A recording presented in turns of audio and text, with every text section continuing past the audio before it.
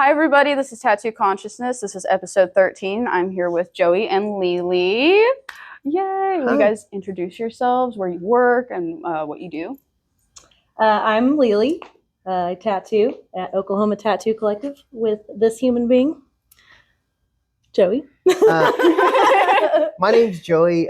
People know me as Joey Danger. I pierce here at Oklahoma Tattoo Collective. And now you're an apprentice. And now I am a tattoo apprentice, yes, under my beautiful wife. How has that been, and why'd you decide to do that? That is a great question. So it's been amazing. It's been really cool so far. I've learned a lot about myself. I didn't know that I could draw. And here I am 41 years into my life and figured out that I do have ability to draw, which is pretty cool. It all started basically me talking crap on local artists and other artists outside of the state. I think and I've been saying it for years. I'd see people doing traditional art and tattoos and stuff, and they weren't able to execute it properly. Mm-hmm. And I would say stuff like, oh, wow, look at this guy. He's trying to do traditional. He's been tattooing for 20 years, can't even do traditional art. You know, like, why are you what are you doing? I think that's a prerequisite to being a tattoo artist. I think you should be able to create traditional art. Learn the fundamentals. Absolutely. Yeah. And the history, right? So I mentioned it to Lili, and she said, well, if you think you can do any better, go for it. And so I did, and surprise, I could do it. So here I am. Well, it started like 6 months ago, or well, maybe longer now. We were about halfway through last year when he started being like, man, I just feel like he's always wanted to tattoo, but it's always been kind of out of reach. And he's also a hobbyist. His interests change all the time, and he goes from one thing to the next. And he's been that way as long as I've known him. And so it was kind of like, yeah, if you think you can do better, we'll see if you can, maybe you should start drawing, quit talking shit and draw. And then it was more of a, why don't you do that consistently for 6 months? Like if you can draw consistently for 6 months, then maybe we'll talk about me teaching you to tattoo. So can I ask, you don't really do traditional, so how does that equate to him learning traditional? My foundation and roots was traditional. Yep. Like geometry and symmetry work and all that stuff has been my passion since before I started tattooing, and it's what I drew before I started tattooing. But when I started my apprenticeship, my first mentor, all of them were like, you don't get to do geometry, you don't get to draw it, think about it, like delete it from your mind, basically. And I was eating, living, sleeping American traditional. So I get a chance to watch her do it too, which helps me.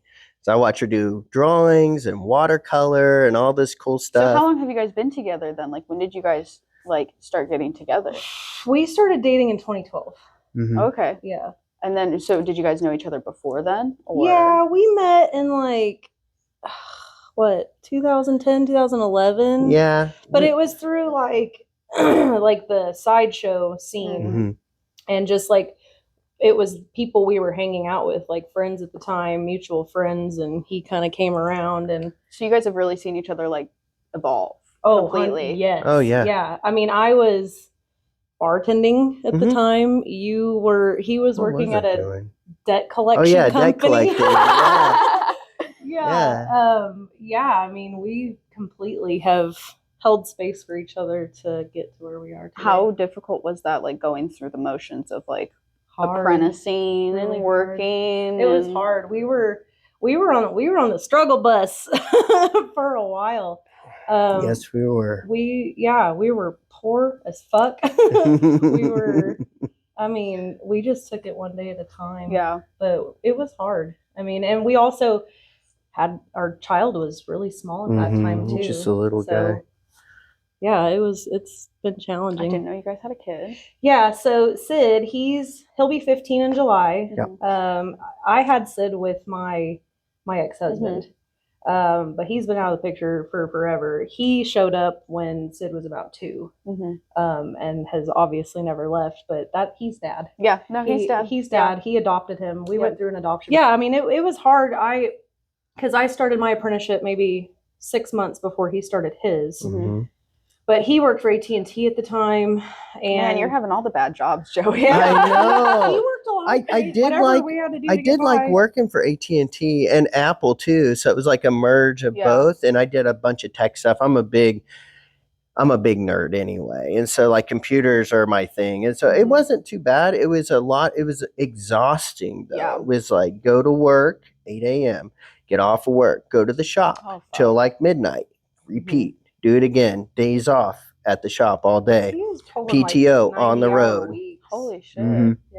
Yeah. And then with our little one and just how did you guys even have time for like each other? Well, we were always together. I mean, that's actually kind of been a thing. I think in this industry, like if you're lucky enough to have a healthy relationship working in this industry, you're doing good, because it takes all of you.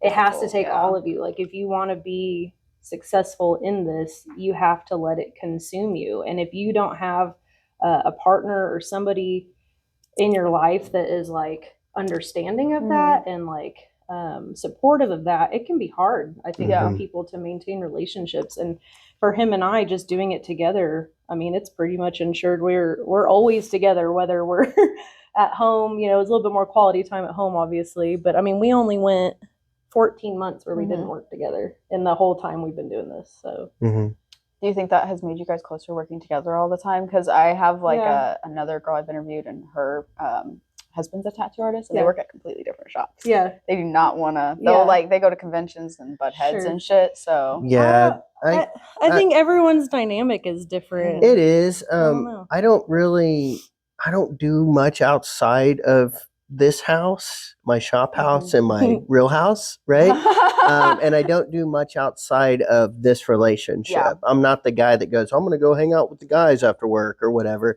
I don't have that type of lifestyle. My lifestyle is my family and my work family. And that's awesome, though. my job. Cool. Well, job. It's not, I don't even consider it a job. It's something I really love to do. It's more like a hobby I can make money on and support my family with, right? So I think that helps too, you know, and she's my best friend. We're going to go to Home Depot later, and that's like a little date time for us, you know? So, I don't know. We work really well together. We get a lot of people. I have clients that are like, how do you guys like live together, work together, do everything together? I don't know. We've always been that way. It just works. We don't really get tired of each other. We have our moments, but I love that because my parents are like best friends.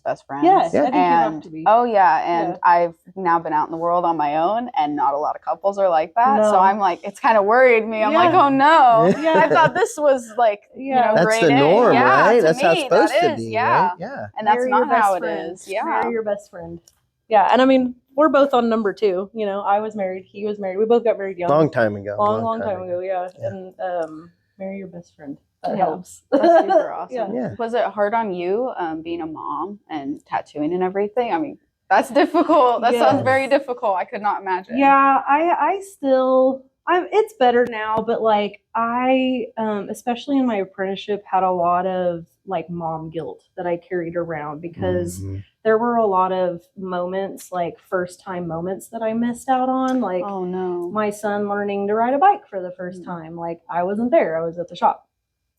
Just things like that. So I felt a lot of guilt. I still have moments where I'm like, you know, am I spending too much time obsessing about art and drawing and tattoos? And but I've really had to kind of train myself, and it shows in how my son is, but I've had to like really train myself to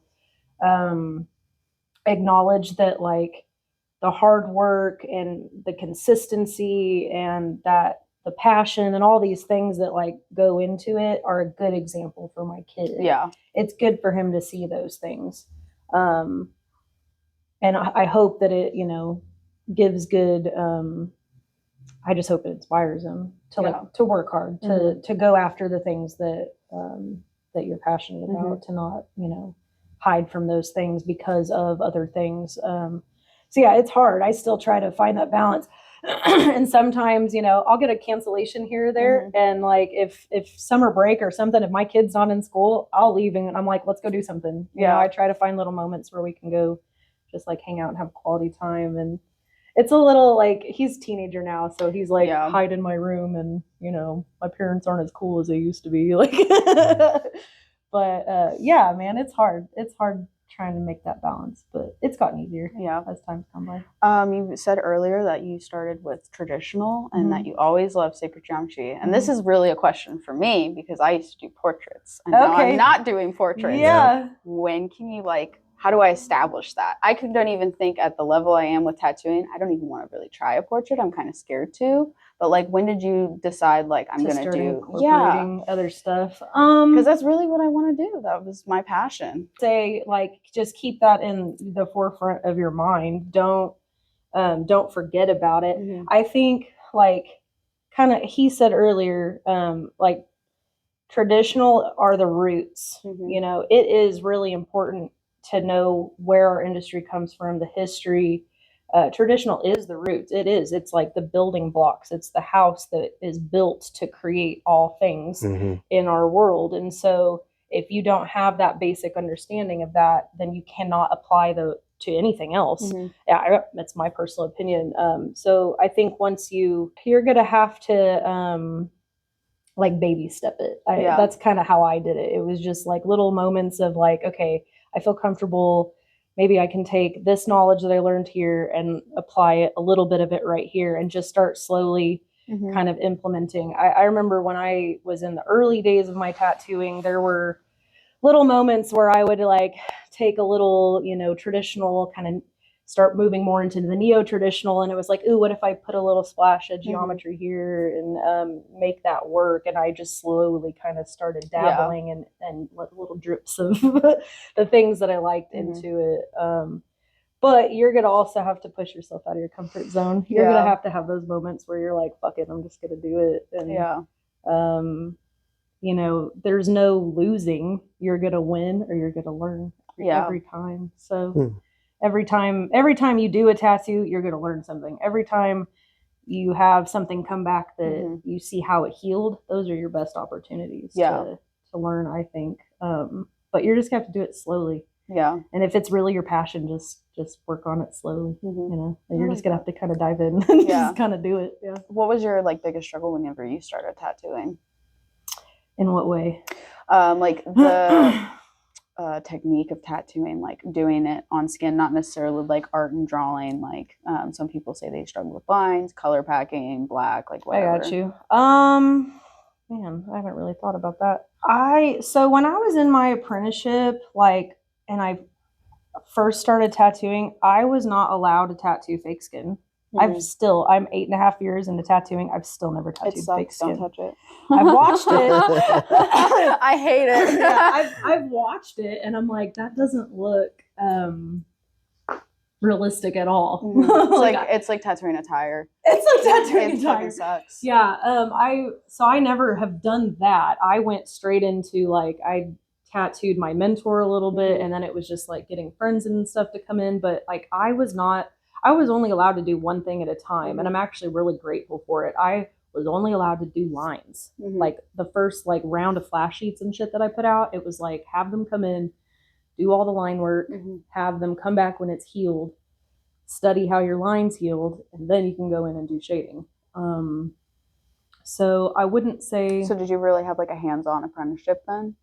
Pretty hands-on, yeah. That's nice. Yeah, I mean, it was chaotic, but it was definitely hands-on. So line work, I never really, I feel like my line work just I've always felt comfortable doing lines. Shading was a little scary at first. Well, your shading looks great. One of my mom's friends, she got a piece by you, and I asked her to see. I was like, let me look at it. Oh, that's cool. Yeah, and she has it's some flowers. I think is it on her shoulder? I can't remember where it is. Cool. But yeah, it has a bunch of stipple and stuff. Okay. Yeah. This is beautiful. I think creating consistency with how you move around on the body.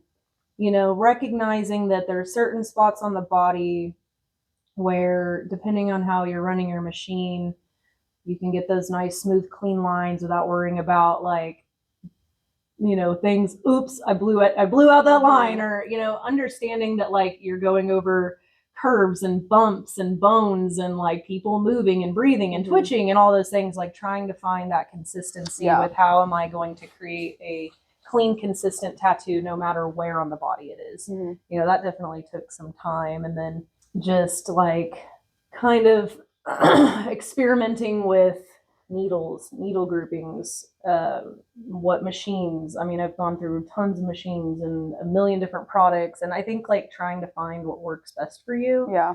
Like that's a challenge. Oh, it does. It sucks. I buy something that's like $40 and I'm like, this fucking sucks. Great. Awesome. And that's and then I give it to somebody else in my shop. Yeah, that's real. I mean, there are so many different products out there. Oh my God. And I like, you have to find what works for you. And the only way you can do that is to experiment. And then sometimes that experiment is like, fuck, I just threw all that money down the drain. Or sometimes that experiment is, man, I don't like how that tattoo came back to me. Like I thought that I, you know, applied that in a more consistent manner, and it came back, and you're like, well, shit, man, maybe I won't do that again. So I would say just like developing consistency. That's like a fucking fantastic answer. I've never had somebody go in depth that much about it. That's hard. It's hard to find that, and like that should be a constant thing. I think there's so many elements. That's my struggle. People, like you said, moving different skin types. I could tattoo somebody on their arm and their thigh could be a completely different beast. Dude, so yeah. And then like the health of people's skin. Do you drink water? Oh no, for real. Are you a dehydrated bitch? Can you please drink some water? Oh my goodness. Yeah, not everyone. Well, so that would remind me. I think that is one of the hardest things about tattooing is that your canvas changes every single day. Every single medications, day. Water, like people will be drinking fucking coffee while I'm tattooing them, no hydrated at all. They gotta pee a million times. I'm like, why is this color? Why are they bleeding so much? Why won't this go in the skin? Why won't you go in your home? Yeah. Those are challenging things for sure. Joey, you're my first piercer. Cool. On the podcast. So I want to ask you about your apprenticeship. Sure. And how you got into piercing and everything. Yeah. So piercing became an interest at a really young age. Okay. I started piercing myself when I was 7. What was the first piercing you did on yourself? An ear piercing, something simple, right? But at the time, this is in the 90s, early 90s. And it was like, you know, having one ear piercing, it was a cool thing to do. And my dad did that. Yeah. And so I really wanted it. And mom said no. And I was 7. I get it. I didn't realize that I was so young until our son turned 7. I looked at him one day and I was like, I can't believe I was that little, stabbing myself, right? Multiple times with jewelry in my ear. And, you know, it wasn't like I was just trying. You didn't do like a safety pin or anything? You did like jewelry? Oh, I did safety pin. For sure. Blood everywhere, multiple times, you know. And so, you know, I started at a young age. Mom took me to beauty supply beauty shop, and got it done professionally, you know, with the gun. And I remember that hurting so much worse than just stabbing myself repeatedly in the ear. Now I'll never forget that.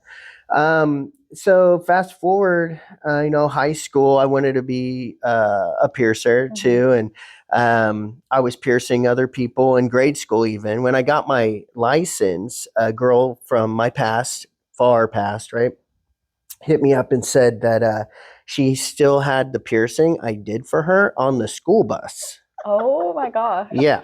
She goes, I knew you were going to be a piercer this whole time. I'm so happy for you. I was like, oh, thank you. And I did have a lot of discouragement too. That's why I didn't do it after high school. I went to school. My teachers were saying it's a fad. You know, What did you go to school for? I have a degree in radio broadcasting. Oh, that is so random. That's really random. I used to write for Clear Channel Radio and produce commercials, actually. That's cool. So I really enjoyed it. It's just not where the money is in radio. So And I was discouraged by my family and by my teachers. So at a young age, I'm impressionable. I was kind of a rebel, but I was like, maybe they're right. Maybe this is a fad or a phase. Here I am in high school making my own tapers and making my own plugs off of a lathe we had in shop class, right? That's so I was crazy. using a screwdriver handle. We'd make screwdrivers part of the class. I was like, maybe I'll take that screwdriver handle and make some tapers out of it and start stretching my ears. So I'm doing this throughout high school. And and then I just went and got a regular job, like everybody else. And then around the time that she started her apprenticeship, my best friend at the time offered me a apprenticeship. And I was like, I can't say no. It's here on the table, but it was nothing that really crossed my mind. What does a piercing apprenticeship look like? Like, I don't know anything about piercing stuff. So it's very similar to tattoo apprenticeships. We got to learn sizes, kind of like needle groupings, right? It's similar to that with jewelry. You got to know what type of jewelry for each piercing, what size of jewelry, etc. Sterility, washing tools. I mean, you don't do it anymore as an apprentice. Well, most people don't have the the opportunity to do tubes and everything, scrub tubes and sterilize. I know she did. Your eyes. A lot of that, a lot of grunt work, a lot of sweeping the shop. Typical thing. And we don't pierce until we shouldn't be. Hopefully there's people out there not, waiting until that first year to do their first ear piercing, something super, I say simple. There's more to it than most people would like to understand. But yeah, you start out, little piercing here, little nail those, keep those going. And then kind of like doing little banger tattoos or just like she said, she started doing outlines and then, come in and we'll do shading, little baby steps into that direction of harder, more complex piercings, genital piercings. You obviously come later in your apprenticeship. And it's a 2-year thing, after that, hopefully you're good enough to be piercing the public, full time. So like, you didn't work on fake skin, but I know I've seen at, oh man, what is that? It's by Atomic Lotus. It's their piercing shop. 23rd Street. 23rd Street. The people there have like those little heads where they do little piercings on. Did you do anything like that? So no, those are typically, it's not used for practicing piercings per se. It's used for just displaying jewelry. Well, don't we have some in yeah, I got a little nose over there. I mean, I guess you probably these look like rubbery, like for practice. Yeah, like for practice. Like they look like they're done by the fake flesh people who make the stuff for tattooing. That's cool. Okay. Yeah, I never did anything like that. By the time I was done with my apprenticeship, I had already, in high school and as a young adult, had pierced almost everything on my own body. I think the only thing I pierced during my apprenticeship on myself were my eyebrows. And I did both eyebrows at a 14 gauge in the mirror. And I never wanted my eyebrow pierced. No offense to anybody out there watching this. If you got your eyebrow pierced, great. If you want it pierced, come see me. I'll take care of you. But eyebrow piercings were just not for me. And so I kept them for a few days. I want to see might as well see how they swell, how to take care of them properly, what ups and downs I'm going to have during that. So I could, tell the client what to expect properly. So basically every piercing I pretty much had and done to myself. What was the biggest hurdle for you for piercing? That's a great question. Mine was to try not to get excited. Excited? Yes. I'm sweating before the client comes in. I'm freaking out. Most people do. I would get so excited about doing a piercing that I would rush everything. Oh, I see. And I'm going to set up. Let's set up. Or I'm going to mark you. Here we go. I'm going to mark you. I'm not, I promise I'm not high. Slow down, breathe. So at the time I was really into meditation. I taught yoga for a brief point in my life as well as meditation. I was like, just do that. Breathe. Just remember to breathe. Man, I need some of that shit. I was talking to Miranda about that when she said you did yoga. I was like, do you guys still do yoga together? Can I join? She's like, no, we don't really do it anymore. Nah, not anymore. Yeah, that was a little part of our life that we both did together. Much younger. But I started moving with my breath. Move with breath work is like a moving meditation. So I eventually slowed down moving with my breath. My conversations with my clients were more fluid and natural, and take a deep breath in, blow out, keeping them calm during the procedure.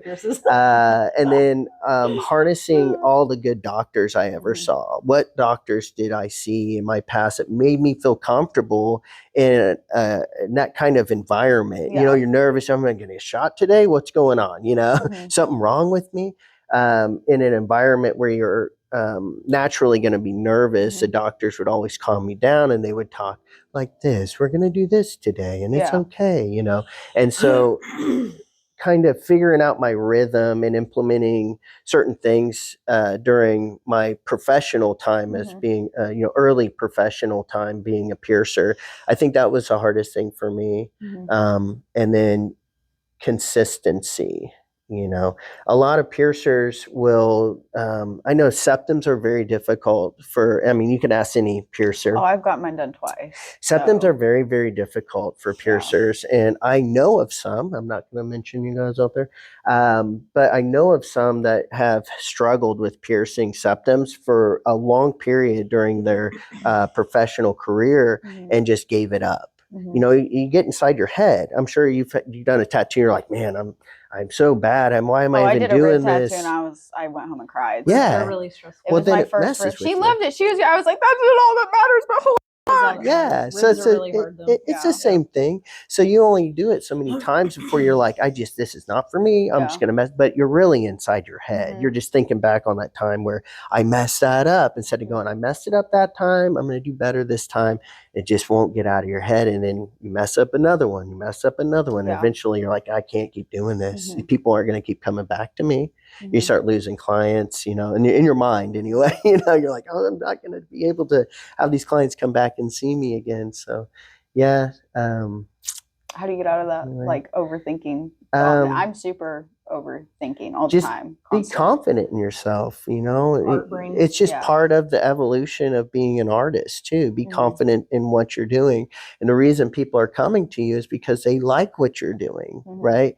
We can all be better, right? But it's having a little bit of faith in yourself, And it's the relationship. Somebody had enough, for sure. If somebody had enough faith in you to present you with an apprenticeship, right? They knew you had a talent at this. It's just trying to stay locked into that confidence, right? And that'll move you forward into the next tattoo, which will be better than the last tattoo. Ignore some of the little things. We're only humans. Humans mess up all the time. Yeah. Well, it's that whole corny saying, what is the fake it till you make it? Like you do have to sometimes, even when you're not feeling confident, like exude that confidence. Yeah. It's almost like a trickster, like the whole, manifestation kind of, if I sit here and tell myself enough that I am something, I will eventually become that thing. Right. So if you just sit there and constantly say like, this is my intention, I'm going to be a great tattooer, I'm going to execute this type of tattoo. And even if you feel like you're not doing that at that moment in time, the more you keep touching base with that, convince your brain. And you don't even, you just have these conversations with yourself, you know what I mean? You just tell yourself. Or imposter syndrome. Oh God. Have you done that? Yeah. God, I struggle with that. I think we all do, but goodness. Yeah. You struggle with that? Oh my God, girl. God. Yes. This is conversations at home. Yes. Imposter syndrome. I wake up almost every day and I'm like, what the fuck am I doing? Yeah. Who the fuck am I? Am I supposed to be doing this? It's weird. Am I who I am doing this? Oh yeah, I battle that almost daily. Yeah. Yeah, it's weird. It's a mindfuck. My mindset completely changed when starting tattooing. Before my apprenticeship, I was manifesting. I was like, I'm gonna fucking get an apprenticeship. I'm working on my portfolio. I was really confident. And then I started doing it and I was like, fuck, should I even be doing it? Should I have a backup? Oh my God. This is, It's hard. Yeah. You gotta dive in. You have to dive in. And then, for me, quitting my regular job, which was certain, right? I can just keep coming into this building and making money every day without a care in the world. And then here I am taking a step away from what could have been a career. So a lot of people I worked with retired there. Yeah. I'm like, I guess this is what I'm doing. They're taking care of me. I can keep doing this for as long as I need to. Well, AT&T is the reason we survived our apprenticeships. Yeah. That income is what held us up. So when it was like, when I started getting busy enough tattooing and making money doing that, it was like, at some point we got to pull the plug to the corporate life and then like become 100% self-sustaining, you know, artistically wise. That was a scary moment for us. Really him was. and I going back and forth, like, how do we know? When do we know when the time is? And I just kept telling him, like, take the training wheels off. Know. Let's go. We'll know. Like, we'll know when the moment comes. And luckily we didn't stumble. No. You know, we didn't take a step back. We just always have just straightforward. We're going to make this work. Yep. Let's do it. Grind it out. Yeah. So did you guys, like, all of my clients come from social media. Like Sacred Soul's a private studio, which really worried me whenever I started there. But I'm Instagram. Holy shit. Instagram. Crazy. Yeah. What did you guys do back in the day to get clients? You guys work at a walk-in shop? Like, how was that? Because you quit your job and then you're like, oh, like, it's like being a server. You don't know, like, people can cancel on you and you might not fill a slot. Like, Sure. So, I mean, social media was around when we started our, you know, we're not that old.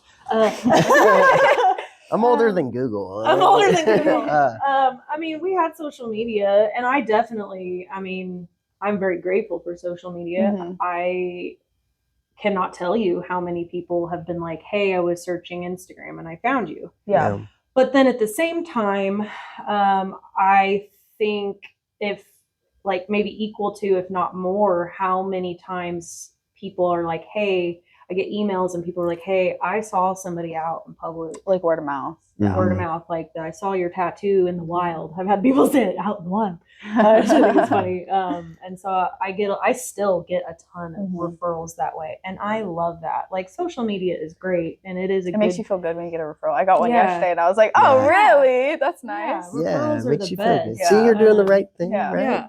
But I think what creates that, I think something that people need to not forget, social media is going to, I think in the long run, can hurt a lot of tattooers. You know, as the world changes and, you know, things become very oversaturated, like, and especially the economy changes, inflation.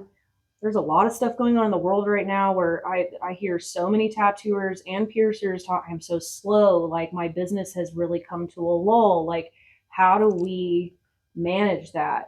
And social media, yes, can be a part of that answer, but I really think like it is your relationships, real world relationships that you build with people is a huge part of that. And that's how it was before Instagram and before making all these fucking reels and all this shit that is like, to me, it's too much effort. In my personal opinion, it works well for some people and that's great, but for me personally, I like to post, but I'm not going to spend too much time going above and beyond making all these videos and all these reels. Like, I'll post my work, but I want to spend time making relationships with people and building real life relationships with my clients and getting to know them in their personal lives.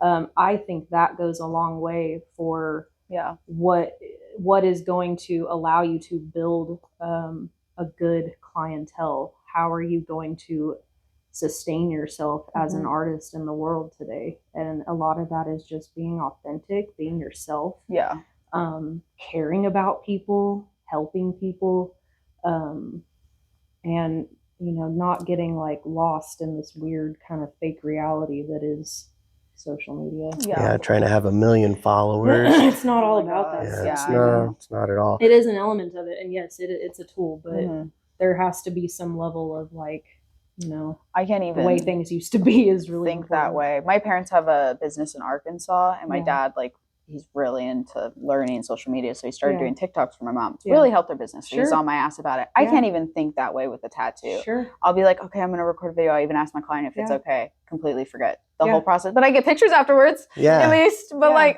my brain can't think that way, and it's a lot of. You already have to be a photographer, a business person, all these fucking hats, and then you add TikTok or fucking reels on top of it. I don't have a TikTok. I don't. People ask me all the time, "Are you started TikTok or TikTok?" I don't. I got Facebook. I have an Instagram. That's all I got. He doesn't even have Facebook. I'm like, I am doing enough. I'm doing good enough just keeping up with these things. I use Instagram to kind of post my stuff every now and then. I'm not a big poster either. Maybe I should be most of my clients come from word of mouth. Yeah. And all the tattoo shops that don't have piercers, shout out everybody that refers their clients to me. Oh, I tell everybody to go to you. Greatly appreciate you. Thank you from the bottom of my heart. For real. But yeah, shops that don't have piercers, they send them over to me. So and so referred me. Thank you. And you know, clients will refer their family and friends or the kids, the little kids. So I pierced like 5-year-olds minimum. I was going to ask you about that. When I got myself pierced, I was 14, and I'm so sorry to that poor man in Colorado. I gave him hell. I was like amping myself up for it. He's like, if you keep fucking moving, I'm not going to pierce you. Like, he was pretty. How do you deal with piercing kids? Like, how do you get them to calm down and stuff? Like, so patient. I was a teenager and I acted that way. Yeah. Like, it was ridiculous. So patience is key for sure. It's little child psychology. You know, kids are very hesitant to come into places that are like this or any, you know, I'm here with, you know, they're here with their parents and stuff, and they feel safe with the parents, right? But now I got to go and see this guy who's got face tattoos and this is a different environment. You got to kind of understand they're in a foreign world essentially, and then kind of cater to them.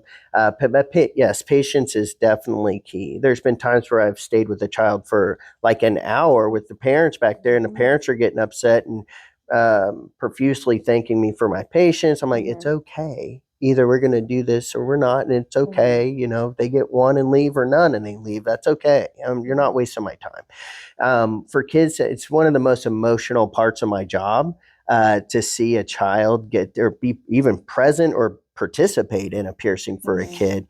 That's like a rite of passage, and that should be a very sacred day for that child. You know, they're signing up to have, and they know it's going to hurt. They're signing up for that pain, right? That's an interesting thing to think about.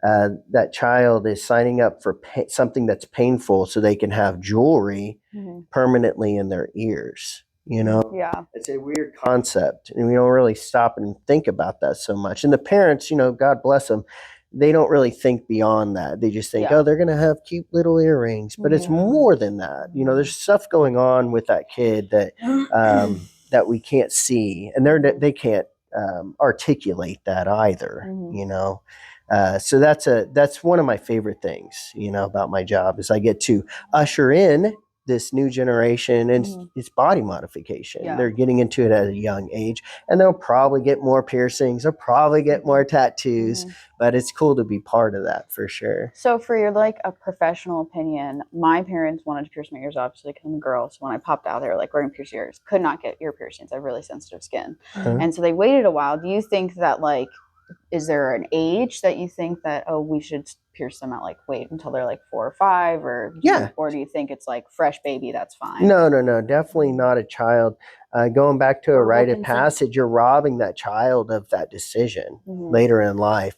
You're taking that away from them, and you're making a decision for them that you're going to have earrings. You know, I don't think that's right. And the ears grow. So I have had so many clients come in and want their seconds, so there's second holes in their ears, and their seconds are really their firsts are really their seconds, and now we're piercing their first holes. And 10 out of 10 every time I ask, did you get them pierced when you were a baby? I sure did. How did you know that? Well, because they're not even close to where they should be. They're way up here.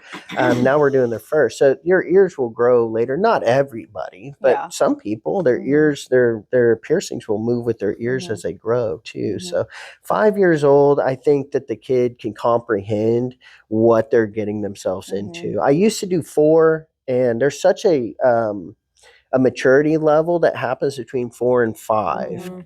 I have less 5-year-olds decide they don't want to do it, or they freak out. And after we do the first one, they don't want anything to do. I still do, but not as often, right?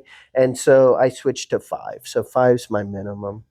for kiddos. No piercing guns. None. Zero. Piercing guns. I wish I wouldn't have gotten mine pierced with piercing guns. I did. I was 5 and my mom took me to Walmart. Yeah, I got mine at Walmart. Well, I mentioned earlier how bad it hurt compared to stabbing myself with a needle. It's blunt force trauma. Yeah, it's not good. That's more of we think of the needle as more of a primitive way of doing the procedure, but really that modern technology, that gun is the worst. That was not developed by anybody that knew what they were doing. But it was adopted by everyone for some reason, right? Random ass person at Walmart doing individually, like their Walmart piercing, doesn't know about cross contamination, bloodborne pathogens, nothing about sterility or anatomy. We could probably do a whole podcast on that. I could fill at least an hour talking about that for sure. Yeah. How does anatomy play a part of piercing? Because like whenever I came to you, I didn't even know this, but certain people can't get their belly button pierced. Did not know that at all. So how does that play a part with piercing? So let's talk about the belly button. I'll give you an example. We could talk about every piece of the body, but so anatomy definitely. So some people, we'll get back to belly button, but let's go ears real quick. So like ears, everybody wants their ears pierced. It's a very socially accepted thing to pierce. Everybody, pretty much anybody can get away with it at their job, right? Nobody's thinking twice about, you got your cartilage pierced, you can't have this job. That's so unprofessional. More of a socially accepted thing. I get so many people coming in with pictures, which is great. I love picture references. So we're on the same track, but there's so many ears that can't do certain things, like an industrial piercing, right? Everybody wants an industrial. They come in, let's take a look at your ear. Now it's a no-go. I say no more often than I do yes to industrials. Belly buttons too. So sometimes people will not have a lip on the top, but they'll have an option for the bottom. So we just compromise and do the bottom navel instead. Sometimes there's a compromise that can happen. There's some people on the top where you have part of the umbilical protruding a little bit, and that happens a lot. Mine is like that actually. If you pierce the umbilical, it can get really infected very quickly, and that umbilical still will do what it was meant to. So provide nutrients, or in this case, an infection straight to the bloodstream. You can go septic very quickly and die from sepsis very quickly if that is infected. So there's some risks that take place too if the anatomy is not proper and you go ahead with the procedure and you don't know any better as a piercer.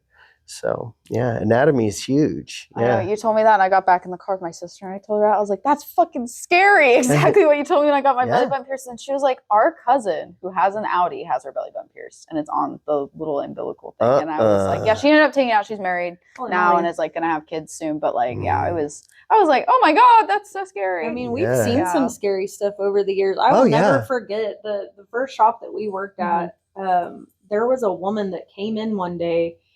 She walked into the shop holding a Route 44 Sonic cup with like under her chin with her tongue hanging out and just blood just everywhere. She came into the shop holding this cup, like panicking, and she had just gotten her tongue pierced. And the piercer did not pay attention to one of the main veins. The little blue veins? That goes right through the center of your tongue that you have to avoid if you're piercing the tongue. And whoever the piercer was, he or she went right through it. And she was like, help. And we were like, go to the hospital. Well, and you have to go to the hospital. That's a pretty severe case. But we've seen it. We've seen if you nick it, if you go through it, you can't stop it. You have to have it cauterized at the hospital. So little cauterization and then it stopped. I actually had a young lady come in the other day with a tongue that wasn't pierceable. And I don't see it very often like this. Usually it crisscrosses and I'm like, it ain't worth the risk. I'm not going to do it. It's not for you. Let's do something else if you want. But this one ran straight down the center. Yeah, I'd only seen it a few times. It was kind of rare. She was upset too. She was not happy she couldn't get That's why we check anatomy, right? So on somebody not being happy, what do you guys do when you have fussy clients or clients that are difficult to work with, especially since you guys like to foster relationships? That's how I am. I'm just really real with people. Like, it is what it is. I don't cater to people's bad attitudes. Like, if that's how I can't control that reaction, but I'm going to be honest with you. This is my professional advice. You may take it or leave it. I'm pretty brutally honest with people about stuff. Were you always that way? Because I find it hard to even tell people, please stop moving. Because I'm new, so I'm kind of scared that I'm like, oh, am I coming off as mean? I guess I'm a little bit more like, prior to tattooing, I was in the restaurant industry. I served tables for a long time. I bartended for a really long time. I did hair for a little while. So I've kind of always been in the service industry, and I've always worked with people. And so I'm really grateful for that time, because I learned a lot about human psychology and how to deal with people.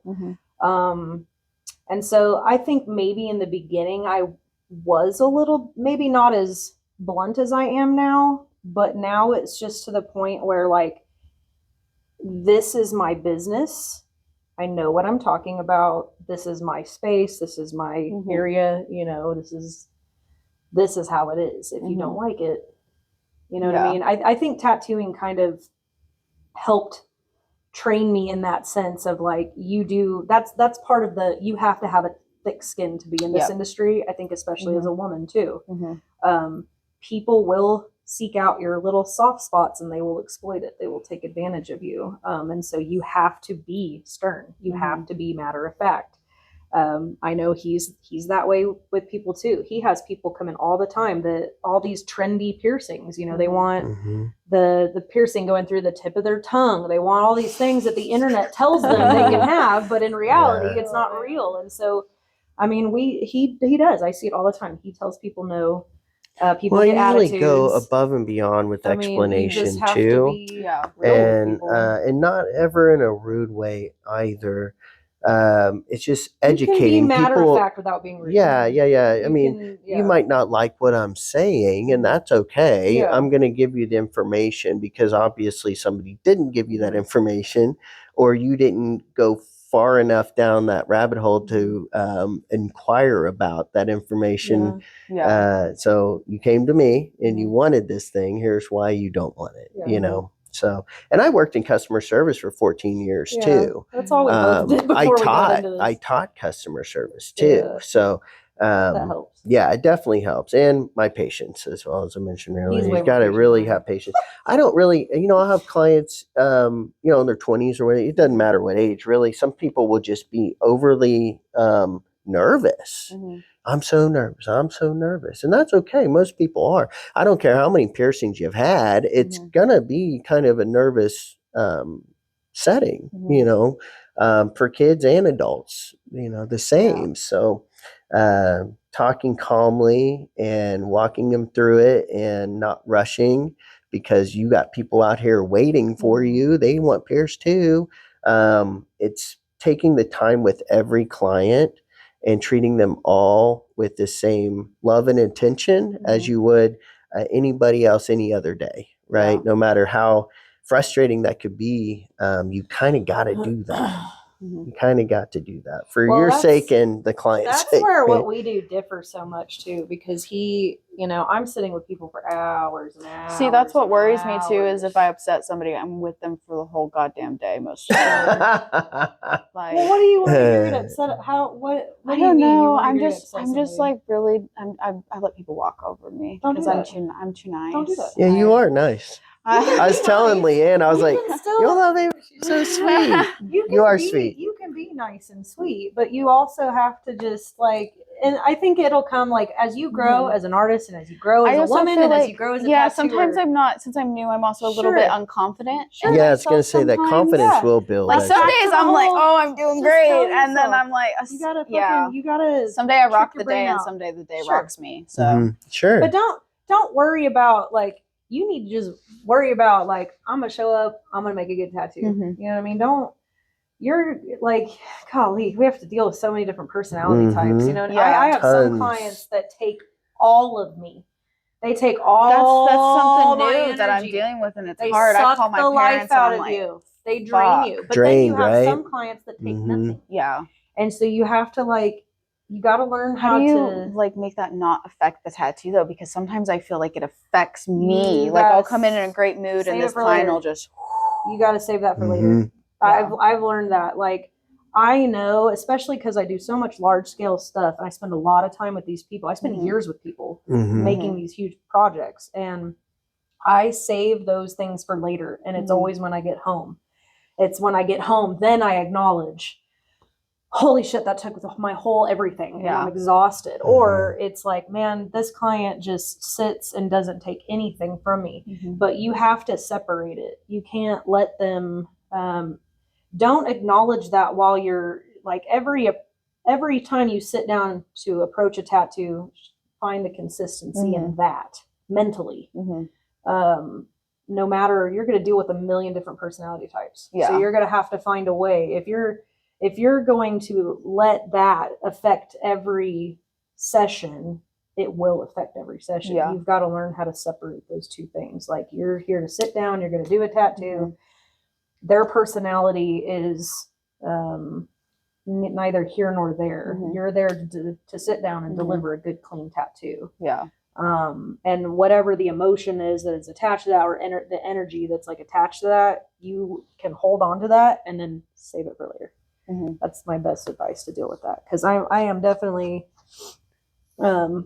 I'm an energy person. We all are, whether we acknowledge that or not. We all are, whether we acknowledge that or not. So we're touching people all day long, and that is a huge energy transfer, whether you realize it is or not. I feel like I didn't realize also starting out, since you're inflicting pain on somebody, a lot of people will relive stuff that was like traumatic to them. Oh yeah. And so then it's like, okay, well, how do I navigate them to let's move on to something else, you know? You'll learn as you go that you're going to end up being kind of like you're a space holder. You're a space holder. You're going to be a therapist. People are going to tell you some wild shit. You know, you're going to learn about all the different ways people handle pain. You got your introverted pain, your extroverted pain. Like, everybody is so different, but you just have to learn how to hold your own space to create while holding space for that person. And it's hard, but you'll figure it out. But just don't allow their stuff to impact you until later. If you want it to impact you, or if you're going to let it, save it for later. It's not something that's normally talked about during an apprenticeship, right? No. The focus is to do the art. You just do the tattoo. And it's very difficult to teach people how to talk to different personality types, right? So eventually, I know for me, I can identify certain personality types and typically cater to that personality type. And that's something you just learn over time. You know, it's nothing that your mentor is going to be able to teach you on paper.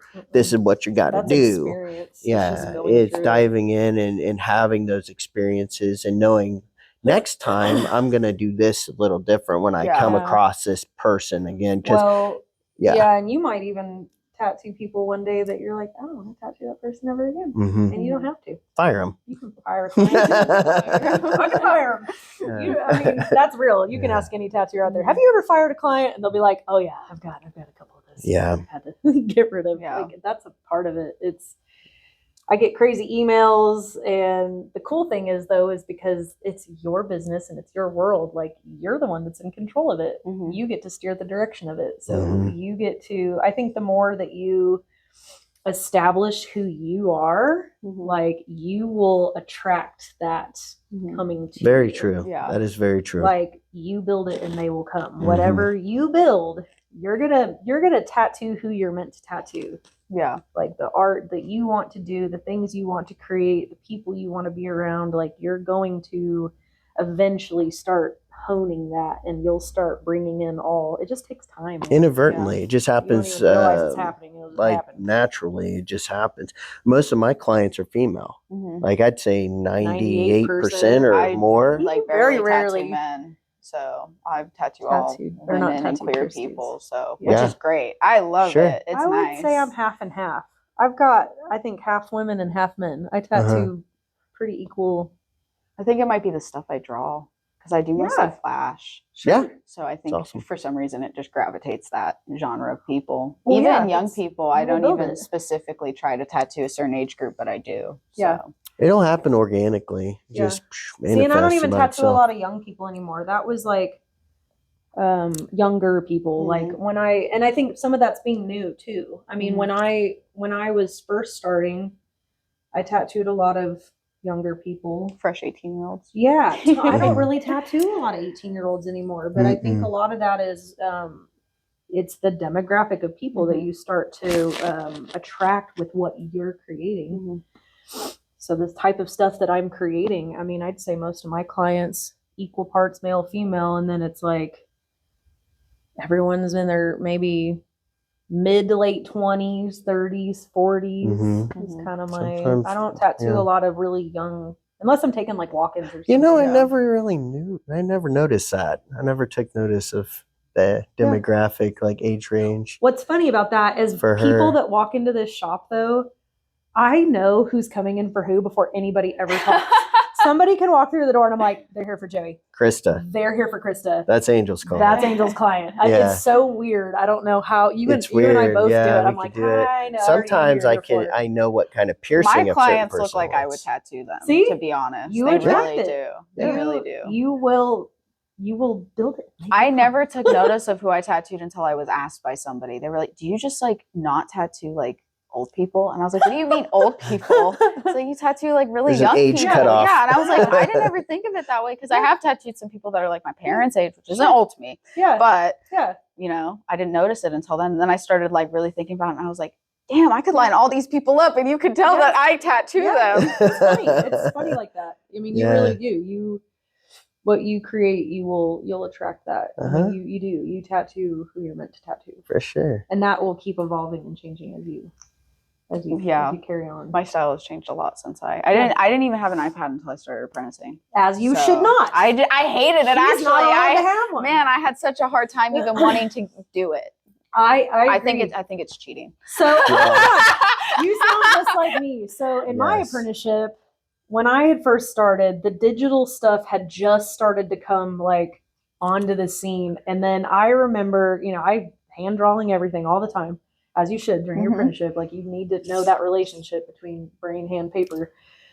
But I remember, especially like my symmetry brain, all the mandalas and all the, that stuff I like to draw, all these apps started coming out. Was it pissing you off? Yes. Yep. Whereas like you draw one thing in one spot and then it creates it everywhere else. And I remember being so like, that's cheating and blah, blah, blah. And that's how I felt because I put so much time into my portraits and then I saw people literally tracing people and then doing it digitally and they were getting so much recognition for it. And I was like, I spent so long on this hand drawing it. And I think like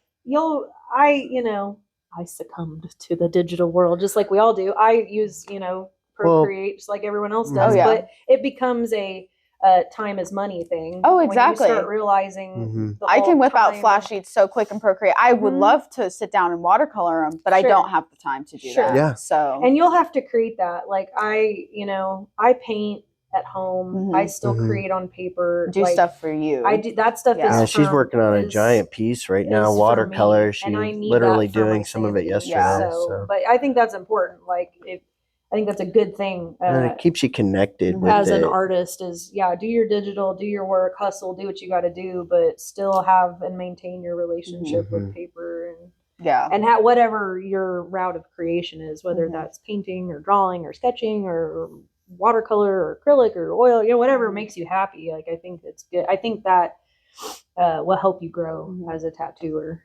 Paper is just so different from and doing for yourself.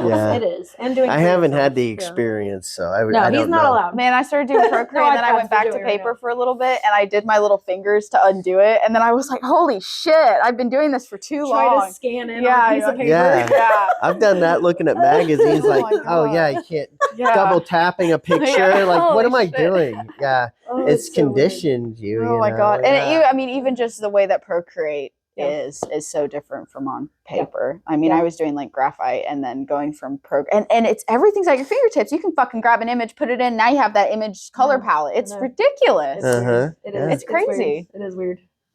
I remember when people started using it at shows. We go to conventions and I see people like with their references on a little stand on their tablet. Like, that's different. I remember seeing that. Honestly, I like printing out. Yeah, I like printing out and looking at it. I take a piece of paper. I'm like, there's my reference. I don't ever use. Well, some people do. They'll use their iPad and stuff, and then print it off. There's like a glare on it sometimes if there's lighting and shit. And I use it for drawing. Yeah, I remember seeing that for the first time. I was like, "What is this? What is this?" And I also remember when machines stopped buzzing at conventions. Dude, I tattooed my dad. He'd never been tattooed by a dildo machine before, and he was like, "Why is it not making noise?" He was like, "Where's the foot pedal?" I was like, "It's in the battery." That is so funny you say that, because I started, we've worked a lot of conventions, especially in our apprenticeship time. Yeah. And all early over years, the place. tons of conventions. And I started playing this game with myself where it was like, okay, walk into a convention. How many coils do you hear? Because over the years, it's like less and less coils, right? Now it's silent. Now it's count the chords.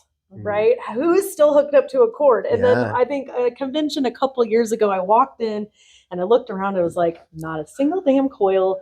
Where the fuck are everyone's cords? And then I look around and I'm like, everyone tattoos with dildos now. Yeah. It's just what it looks like. I feel that way when I'm like putting on the wrapping and stuff. I'm like, ooh, this is kind of exactly what. That's so funny. Yeah, that's weird. Yeah. Yeah, our machines look. I love the sound of a coil. I want to learn about it. I'm like, people at my shop who still use coils and everything. I'm like, fucking teach me, please. They're like, but it's so you're.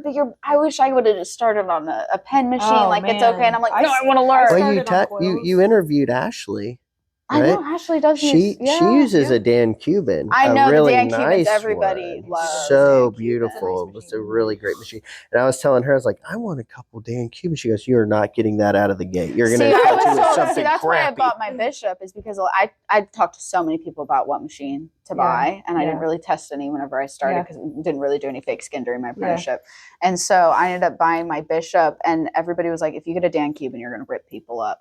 So please don't get a Dan Cuban." Yeah, as I told him, he's like, I really like those machines. I'm like, that's not a get. You can't start with that. Yeah. Like you will fucking tear some shit up. I'll be patient. I'll wait. I just bought my second machine, and I'm like, I need to try some shit because the Bishop is like fantastic, not working for me. Well, build your own. Build your own. That was part of her apprenticeship.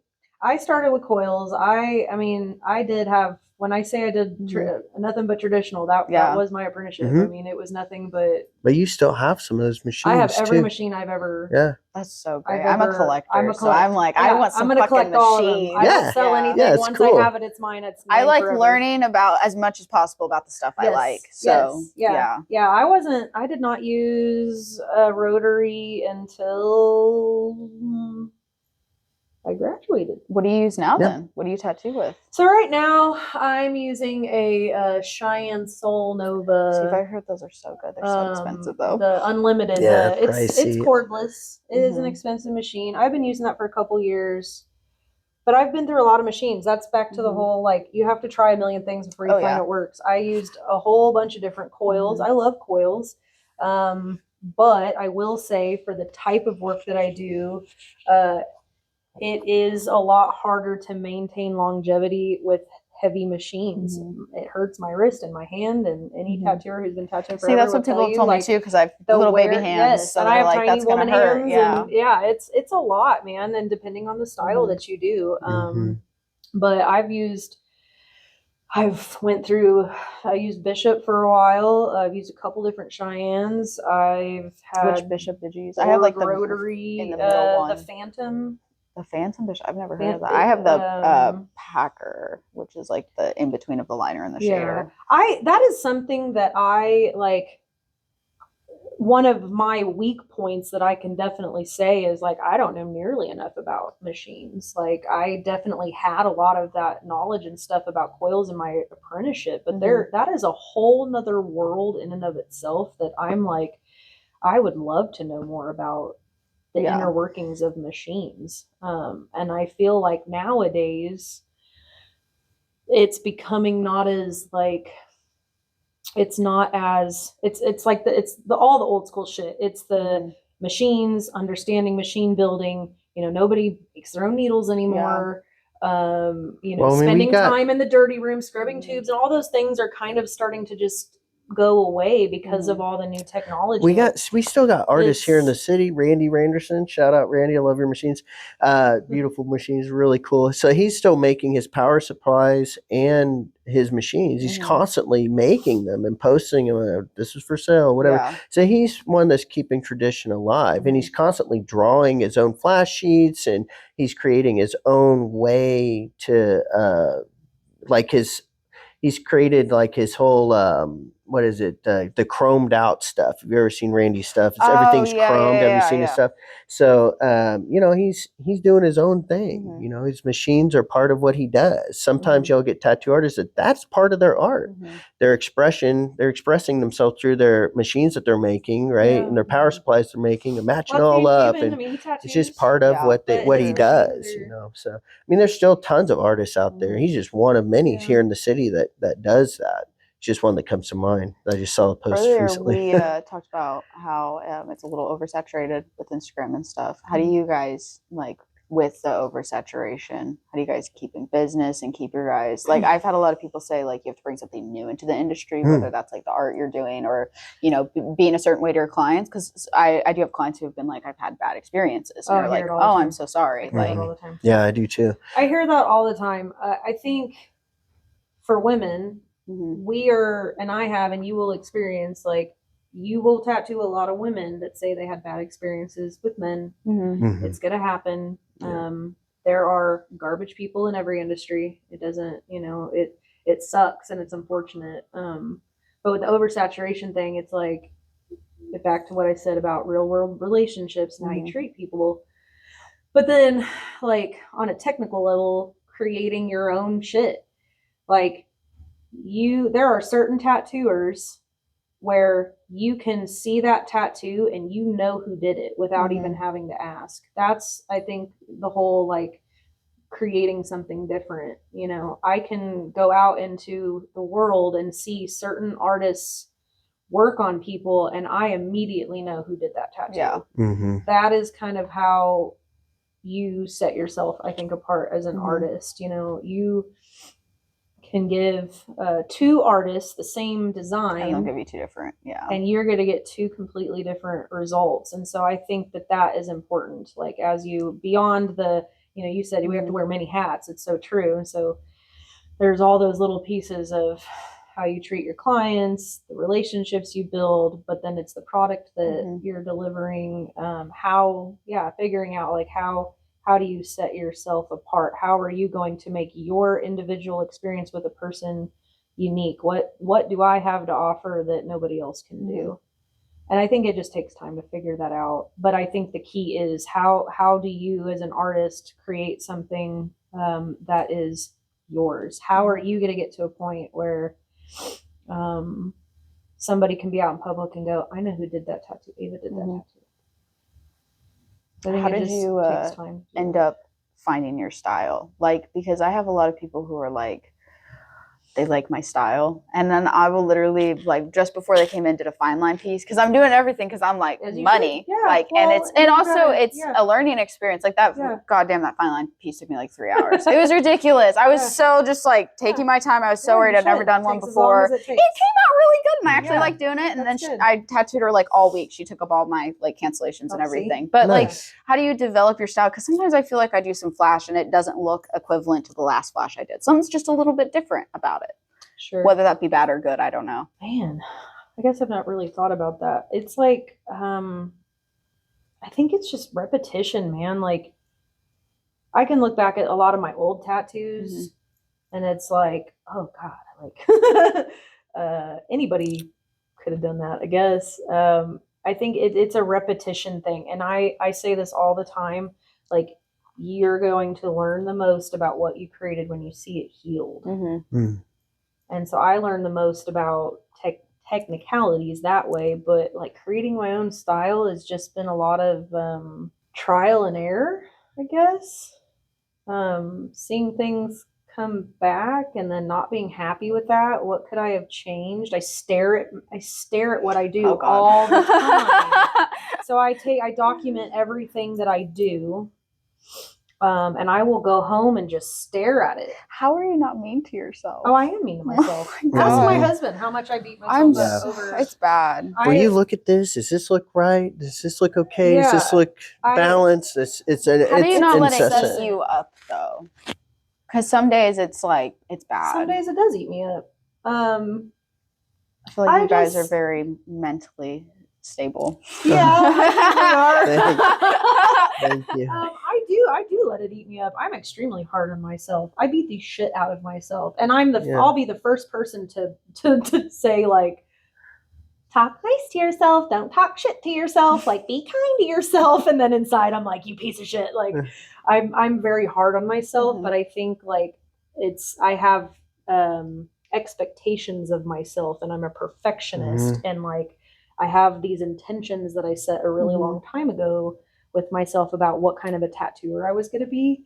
And then I still am constantly checking in with those intentions, and I'm constantly changing those intentions so I can grow and evolve. But I just stare at shit constantly, and I'm constantly looking at the imagery that I created going, how could I change this? And then it's like, I think inspiration from the outside world too. So I spend a lot of time just looking at tattoos. I scour the internet for hours looking at other artists that I follow that I'm inspired by, you know, people from all over the world. Like, there are some incredible, just breathtakingly incredible artists that exist in our world.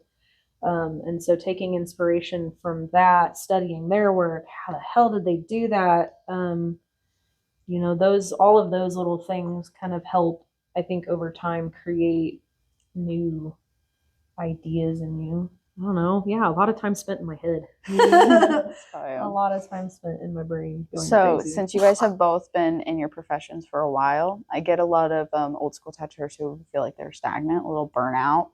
How do you guys feel like, you know, at some point, some people feel like they stop learning. How do you guys keep learning and growing and feeling not stagnant and burnout? Because I could not imagine feeling burnout or stagnant. I'm like, I love this every day. I would, like, if I bitch about it, that's okay, but I would never change anything. Like, this is it for the rest of my existence. I feel that way. I'll tattoo till the day I die.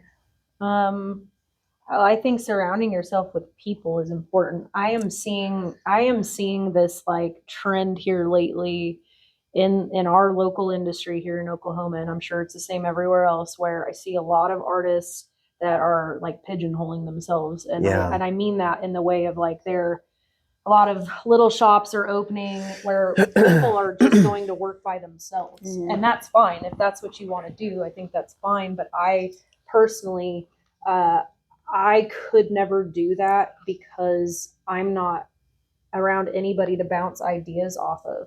I love working in a shop with a bunch of tattooers where I can talk with my peers and constantly bounce ideas around, and what about this, or maybe I should change this placement, or hey man, what do you think, like, how could I change this? So I think that's a good way to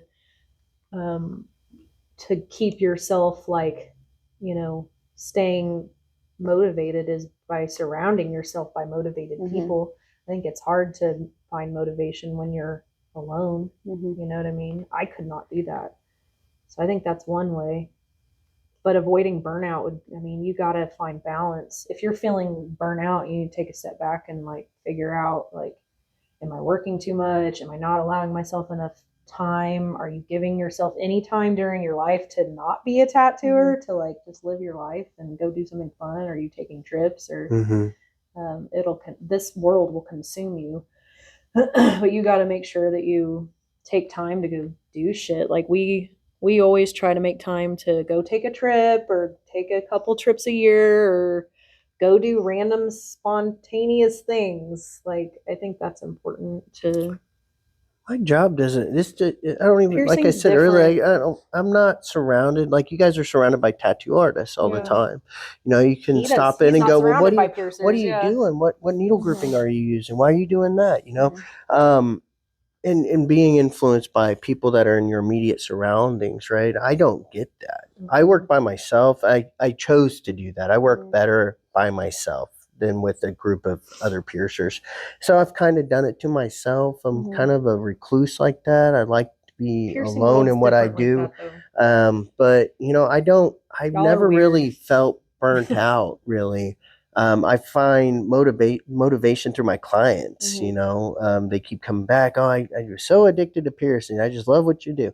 So I find that uplifting, and it's what my passion is. I love piercing. Even when I'm tattooing, I'm still going to be a piercer too. It'll be by appointment only. I can't just get up and oh, hold on just a sec. Let me clean up and go in here and do this. That's not realistic. I can't do that. And I don't know. I think going on vacation and stuff and breaking up the monotony is good. Don't just like Groundhog Day. don't get stuck in that. Like all I do is get up and go to the shop and go home all day. That's hard. That's miserable. I'm introverted, so that's like I don't even want to go out whenever because especially you have to talk to people, and that drains your battery. Even this is my day off, and even though I love you guys, I was like, oh fuck. I know. So trust me, I'm like, it's my day off. Yeah, I don't really do much outside of here, but I got a lot of hobbies. I do gunsmithing. I go to the gun range. I love that stuff. I find other ways to fill outside time, and that keeps my interest, that keeps my brain going. This isn't always that stimulating. And once you do it for so long, it kind of just becomes what you do. You don't really think twice about it anymore. There's not really, I hate to say that's you thinking as a piercer though. Yeah. Just wait. Yeah, that's my side of it. But drawing and stuff recently, I have enjoyed drawing so much. I love painting. And now I get it. So watching tattooers for a very long time do their thing and say, man, when I'm tattooing, time just flies. All this, and she says it all the time. It doesn't even feel like I don't even get up to eat. Most tattooers don't, right? I don't get up to eat now. Caffeine, and I tattoo. Because you're zoned in. You're in your zone. Hours turned into minutes, and now the day's gone. Machine I got, the battery will show how long I've been tattooing, and it showed me yesterday. And it only said 2 hours, and I was like, no, it fucking hasn't been. It feels like way longer than that. Tattooing is like time travel. Yeah, I get it. It's now. Very meditative. It is. That's a moving meditation. So I like watercolor. Watercolor's where I love watercolor. I enjoy the process of drawing, but the fun part for me is tracing that onto watercolor paper, sitting down in my dark room by myself, listening to music. 6 hours go by, and it's like, oh my goodness, that's so much fun. Yeah, you can really go away, put all your energy into art. I get it now. I understand it now. It's as little as I know. I kind of get that realm of it, that part of it. So, yeah.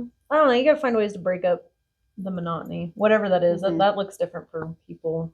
But I've watched a lot of people get burnt out during the time that I've tattooed. And this will break up the monotony a little bit, right? Doing podcasts and stuff. Yeah. I mean, I always dread it beforehand, especially the Zoom ones. It's so much. It's very awkward. Zoom I wish I could do. I wish I could do all of them in real life. At some point when I travel, that's my goal. Zooming I guest Zooming spot can be weird. And conventions, I want to. You can't see the person's I think that's body wonderful. language. That's really good. Oh, it's and then they usually I'm doing it in my house with like a tapestry in the background, and then they're in their house or their shop or whatever, and then their cat goes by and they're like, and I'm like, bro, tune in. I just asked you a question. Dogs barking in the background. Yeah. So. And the time zone shit has been really difficult for some people. Think about that. Yeah. So I when I started doing the Zoom ones, I had to start asking. I was like, wait, fuck, what time zone are you in? And it really messes, and just schedules in general. Like we don't. Not every tattooer has Sunday, Monday off. Right. So, and then I'm like, well, fuck, I tattoo that day. I don't want to do 2 tattoos, come home, do a fucking Zoom session at 5 o'clock. And you'll have to find that balance. Sure. Yeah. But like these in real life ones, I love, and I think they come off more naturally. Yeah. Candid. Listening to them, it's more like a back and forth rather than a question, answer, or like, question, and then they just trail off. Yeah. So I have one more question. Yeah. What, would you say to anybody who wants to get into this industry, just in general, piercing, tattooing, any advice? That is a fantastic I ask everybody it's my last question of the interviews. Because everybody gives me a different fucking answer, so it's great. I'll let you go first. Be willing to empty yourself. Be willing to take everything that you know about art and wipe it out of your brain. Be willing to sacrifice and give up everything in your life relationships, all the things. Like, I really think that you have to let you have to let it just consume you. If you really want to be good at this and you really want to, it really has to just become you. So you have to be willing to just give up everything, be willing to sacrifice everything, be willing to learn, be open-minded, be willing to understand that learning brain is forever. You know, there's no such thing as, I learned it all, I'm a master. There's no such thing as that. I've always had a problem with the name of that show, Ink Master. There's no such thing. There's no such thing as mastery, whether it's carpentry or tattooing or like whatever you're doing in life. Be willing to just be in that learning mind frame all the time. And be willing to be a hard worker, you know. What about for specifically a woman coming into the industry? For a woman coming into the industry, I know it's a little easier than it was back then, but it's still, there's some places that it's difficult. So I just, for one, you got to have a thick skin. This is a personal observation for me. This might offend some people.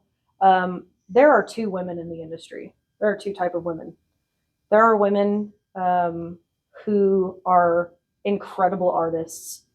And that is what it's about. The fact that they're female has nothing to do with it. They're a badass artist. There are women in the industry that use their bodies to be in the industry. Their art is subpar and they use their body to sell their art. I agree with you. So I know a lot of people will agree with that. I'm sure some people will be offended by that. That's I do not care. Cap on D. It's I think that if you want to be a successful female, you need to pick one of those, and hopefully it's the one where it doesn't matter that you're a woman, you're a badass tattooer, you're a good artist. We live in such a world now where anybody can sell their body to like create something and you're not respected for it. If you want to be a successful female in this industry, have a thick skin, be hardworking, you know, be willing, all the things I said before, make your sacrifices, but have some fucking self-respect, man. Don't post your tits all over Instagram and think that that's what's going to make you a successful tattooer, because it's just not. So I see that a lot. It saddens me. I want to be respected for what I create and what I do, not for the way I fucking look. And it's not about not from OnlyFans. You know what I mean? Like, it's that's one thing that drives me nuts. And like, women, you do you, but like when a tattoo or when your client shows up for an appointment, like, it's about them. It's not about you. It's not like, I've seen women show up to work that, you know, your tits are hanging out and your ass is hanging out and like you look skanky. I don't even know how you could tattoo in that. This is me dressing nice. Usually I dress like a hobo. This is what I wear when I'm tattooing. You know what I mean? Can't do it. It is not about you. It is about the client and it is about the art that you're creating with that person. So that can be applied towards male or female, but that is something that I, as a woman, that I notice in the industry that it puts a bad taste in my mouth. So that is my advice, you know, in general to anybody: be hardworking, be humble, put your head down and sacrifice whatever you need to do to get to where you want to be. But as a woman, have self-respect and carry yourself well. And you'll be respected for that. I love that you said that. Yeah, that's fantastic. Nobody agrees with me when I say shit like that, so I just don't even say it. Well, I just, man, the older I get, my filter is kind of like, I don't. Oh, I'm so excited to be old. I hear my grandfather, he's 78, and he was telling the nurse, "You guys took fucking forever," and I'm like, I can't wait till I can talk like you.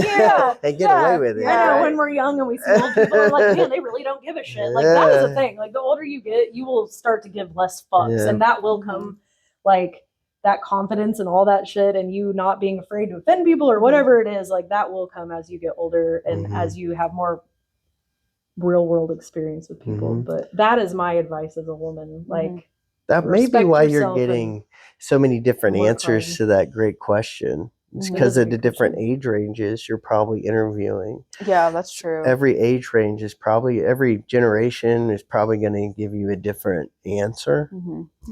For sure. What do you say? What do I say to people trying to get into the industry or wanting to get into as a piercer? As a piercer. Just advice or anything you have for them. Their world is so different than ours. I know. I came in here and I was like, I feel stupid. Well, they're two different planets that exist in the I don't know why, universe. but I feel like maybe I should know something. But we'll have people come in who ask me piercing questions. I'm like, does it look like I do that? I'm sorry, I don't know. Just because you have piercings. Yeah. They assume you know. I get asked all the time if I'm a tattoo artist. I think they get like melded, especially in Oklahoma. Yeah, for sure. Yeah, but they're two different worlds. Yeah. My world is so much smaller than tattoo world. The tattoo world is. It's like I'm a moon outside of a big planet. You know, I'm just kind of around. You know, going around the planet. For future piercers, this part of the industry as well. I mean, the tattoo side it can be difficult to make a living doing that if you're not very good or if you don't exude that particular thing, right? So it's not like wearing a costume. You just know that person is a tattoo artist. You can tell, right? For piercers, it's really difficult to make money in this industry as a piercer. If you're doing what I'm doing, good luck. I'm not saying like I'm better than anybody out there. It's very difficult to make a living on your own as a piercer by yourself in a tattoo shop. Very difficult. You really have to have the clientele to make that work. You have to have repeat people. You have to have people word of mouth, not relying on Instagram or Facebook or anything like that. It's very difficult. It's easier to work at a shop that only does piercings, right? Like 23rd Street, very successful business. Jason King is a master at what he's doing. He's been doing it forever. Those piercers are really great piercers. And they're thriving in that environment. So completely different environment versus what I'm doing. Know that when you are a piercer that you are not guaranteed anything. You may be the greatest piercer in the world, but you don't have that clientele to support a living, right? Maybe you don't have that gift of gab. Maybe you're really good at that, but you're not good with people. You're not going to survive. You're going to sink, and then you're going to go back to that 9 to 5 that you were running from to get that job as a piercer and sacrifice all those things for those 2 years for nothing, essentially, and walk away from it because you give up. I mean, if you really want to do this, you really have to go all in. I worked across town when I first started at a successful piercing and tattoo shop with other piercers. And I was making enough money to survive and quit my job. Not a whole lot of money, but enough money to make that transition. I ended up over here and had to make the decision whether to stay or go back to a new shop that was being rebuilt, right? And I ended up staying here. And that was a really difficult time in my life. Do I have enough clients? Do I have enough people coming in that know my name to survive? Am I making the right decision? And I had to go back to that time in my life where I made that decision and made that leap and just trust that it was the right decision. Am I going to regret this in the future and not know if I was able to survive in this environment and take that risk or not? So as a piercer, it's extremely difficult. There's not very many of us here in the city, and it's normal for most bigger cities to not have a whole lot of piercers either. You have the really successful piercers, and you have piercers that are on the outskirts of town in little towns, right? And these people don't know any difference between a good piercer and a bad piercer, and they don't want to drive an hour to the city to get a piercing, and they're surviving outside of here, right? Yeah. And they're not good. They're not doing good work. They're not using good materials. They might be doing tattoos on the side to survive. This isn't an industry for the faint of heart. If you don't have it in you to do this and have it truly in your heart to succeed and love it and be passionate about it, you're never going to survive in it. It's going to eat you alive and spit you out. And you'll be right back where you started. And you would have wasted all that time trying to get to where you went or try to get to where you're going. And, that's my best advice is to have it in your heart, true and true. I'm going to do everything I can to make this work no matter what, and know the risks and consequences if you don't. That's a good answer. Yeah, that was fantastic. You put a lot of heart into that one. I'm very passionate about this industry. You know, it's the best thing that's ever happened to me and my family. Yeah. 100%. I could not be happier with my life and the decisions that we both made to get to where we are today. A lot of sacrifices, all well worth it. I walk through life happy. You know, people come in all the time, why are you so happy? Like, that's not a fake thing. I don't put that on. I really am happy. There's very little things I worry about outside of here. I'm not a stressed out person. I just walk through life carefree. I really, truly do. I have all the stress for the both of us. Yeah, she carries all that. She carries that burden.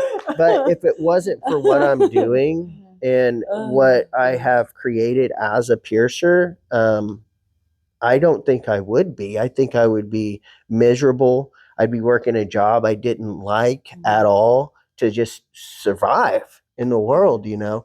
And most people do. But if you think that this is going to make you happy, you have to make you happy. Yeah. You have to be willing to sacrifice and do what you need to do to enjoy any of this. We see so much of this stuff on TV too. It's like, I want to, you know, people get into the wrong state of mind. They're like, I'm going to be a rock star. Yeah, remember looking before you had your apprenticeship, when you were younger, I'm sure you looked at these tattooers like they were, right? That they were, oh man, I grew up watching Ink Master, Miami Ink and that'd shit. Be so cool. Yeah. It's like seeing your favorite band, you know, those guys are so cool. That's the way I thought.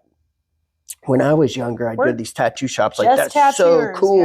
And then once you're in it and you're doing it, it's totally different. You're just a regular person, despite what other people may view you as. You don't view yourself like that. So if you're getting into it for the wrong reasons, if that's what you want out of it, you're gonna not get, for one, you're not going to be respected in the industry at all.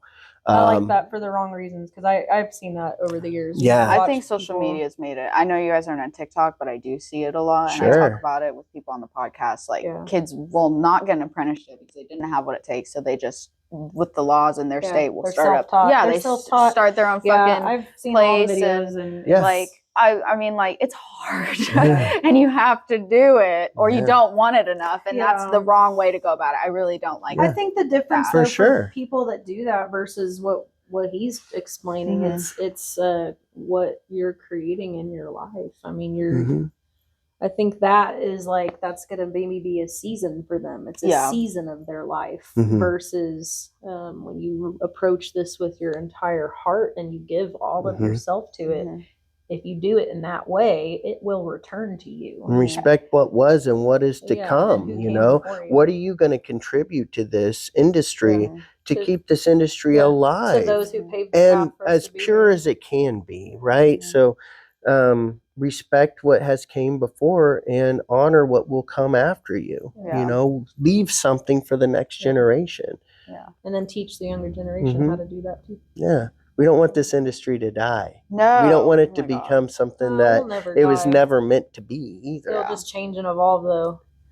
Sure. And you gotta be willing to evolve with it. Sure. You gotta be willing to change with it. I have seen that a lot of older tattooers that I have worked with in the past that just refused to change with the times. They're so, and I love it, they're so like passionate about the way things were. And I think it's important to like honor that and uphold that. But then if you don't evolve, you'll get left behind too. Yeah. That's fantastic answers. I appreciate you guys both for taking your time out. Yeah, thanks. Yeah. This has been fun. Will you tell them where you work, how to contact you and everything if they'd like to book with you? Sure. So Oklahoma Tattoo Collective for both of us. Yep. I do all my booking through my Gmail, tattoos by Lili Covey @gmail.com. I try to keep all my chaos to that one channel. Just email me. And Joey, you can book through my Instagram page, joeydanger13 @gmail.com, or you can book me on our website, Oklahoma Tattoo Collective website. If you go down to the bottom, oklahomatattoo.com. Yeah, oklahomatattoo.com. All the way at the bottom, it'll say book now. You click that. You can pick a time and date. I'll give you my prices and everything too. Yay! Yeah. Yay! Thank you. I appreciate it. This is fun. Thank you so much. We did it. Number 13. Number 13.